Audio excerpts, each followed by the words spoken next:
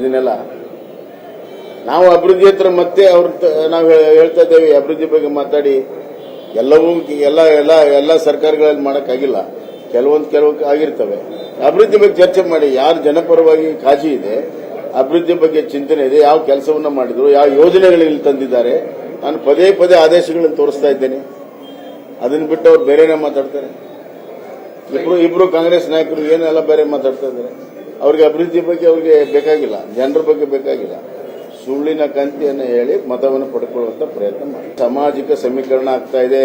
ಹಾನಗಲ್ಲಲ್ಲಿ ಸಾಮಾಜಿಕ ಸಮೀಕರಣ ಆಗಿ ಇವತ್ತು ಎಲ್ಲ ವರ್ಗದ ಜನ ಬಿಜೆಪಿ ಪರವಾಗಿ ಮತವನ್ನು ಹಾಕ್ತಾ ಇದ್ದಾರೆ. ಕಾಂಗ್ರೆಸ್ನವರೇನು ಒಟ್ಟಾಗೂ ಇಲ್ಲ, ಆಡಳಿತದಲ್ಲೂ ಇಲ್ಲ, ಜನ ತಿರಸ್ಕಾರ ಮಾಡೋಗಿದೆ. ಖಾಲಿ ಡಬ್ಬ ಅಂತ ಅದಕ್ಕೆ ಹೇಳಿದೆ ನಾನು. ಖಾಲಿ ಡಬ್ಬ ಅಂತ ಯಾಕೆ ಹೇಳಿದೆ? ನಾವು ಹಿಂದುಳಿದವರು ಉದ್ಧಾರಕರು, ನಾವು ದಲಿತರು ಉದ್ಧಾರಕರು, ನಾವು ಅಲ್ಪಸಂಖ್ಯಾತರು ಉದ್ಧಾರಕರು ಅಂತ ಜೋರ್ ಘೋಷಣೆಗಳು ಕೂಗಿದ್ರೆ ಡಬ್ಬ ದೊಡ್ಡ ಶಬ್ದ ಮಾಡಿದಂಗೆ ಖಾಲಿ ಡಬ್ಬ. ಅದರ ಹಿಂದುಳಿದವರು ದಲಿತರು ಇವತ್ತು ಭಾರತೀಯ ಜನತಾ ಪಾರ್ಟಿ ಜೊತೆ ಇರೋದಕ್ಕೋಸ್ಕರನೇ 28 ಲೋಕಸಭಾ ಕ್ಷೇತ್ರದಲ್ಲಿ ನಾವು 25 ಸ್ಥಾನ ಗೆದ್ವಿ, ಕಾಂಗ್ರೆಸ್ ಒಂದೇ ಸ್ಥಾನ ಗೆಲ್ತು. ಅದೇ ಖಾಲಿ ಡಬ್ಬ ಕಾಂಗ್ರೆಸ್ಸು, ಬರೀ ಶಬ್ದ ಮಾಡ್ತಾ ಇದೆ. ಎಲ್ಲ ಚುನಾವಣೆಗಳು ನಾವು ಗೆದ್ಕೊಂಡ್ಬಂದ್ವಿ.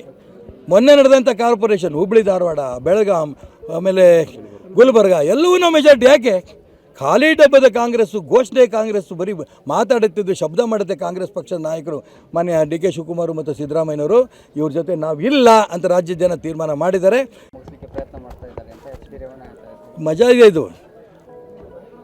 ಕಾಂಗ್ರೆಸ್ಸು BJP ಸೇರಿಕೊಂಡು JDSನ್ನು ಹಾಳು ಮಾಡ್ತಾ ಇದೆ ಅಂತ JDS ನಾಯಕರು ಹೇಳ್ತಾರೆ. BJP JDS ಸೇರಿಕೊಂಡು ಕಾಂಗ್ರೆಸ್ ನಾಶ ಮಾಡ್ತಿದೆ ಅಂತ ಕಾಂಗ್ರೆಸ್ ನಾಯಕರು ಹೇಳ್ತಾರೆ. ಅವ್ರವ್ರ ಪಕ್ಷದ ಬಗ್ಗೆ ಅವ್ರಿಗೆ ವಿಶ್ವಾಸ ಇಲ್ಲ. 100 ಪಕ್ಷದವ್ರು ಒಂದಾಗಲಿ, ತೊಡೆ ತಟ್ಟಿ ಹೇಳ್ತೀವಿ, ಭಾರತೀಯ ಜನತಾ ಪಾರ್ಟಿ ನಾವು ಗಟ್ಟಿಯಾಗಿರ್ತೀವಿ, ನಾವು ಗೆಲ್ತೇವೆ.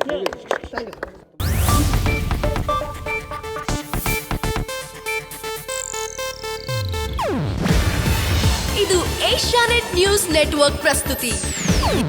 ನೀವು ನೋಡ್ತಿದ್ದೀರಾ ಏಷ್ಯಾನೆಟ್ ಸುವರ್ಣ ನ್ಯೂಸ್.